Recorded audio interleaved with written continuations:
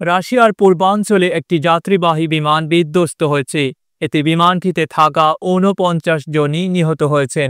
দেশটির রাষ্ট্রীয় গণমাধ্যম জানিয়েছে, বৃহস্পতিবার ২৪ জুলাই রাশিয়ার আঙ্গারা এয়ারলাইন্সের বিমানটি সুদূর পূর্বাঞ্চলীয় আমুর অঞ্চলে বিধ্বস্ত হয়ে ৪৯ জন যাত্রী নিহত হন।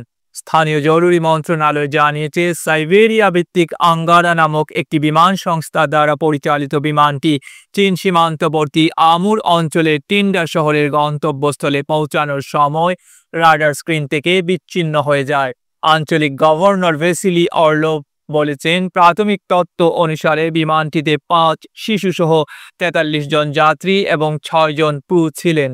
টেলিগ্রাম পোস্টে তিনি লেখেন, বিমানটি অনুসন্ধানের জন্য প্রয়োজনীয় সকল বাহিনী মোতায়েন করা হয়েছে। তবে জরুরি মন্ত্রণালয় বিমানে থাকা লোকের সংখ্যা কিছুটা কম, প্রায় ৪০ জন বলে জানিয়েছে।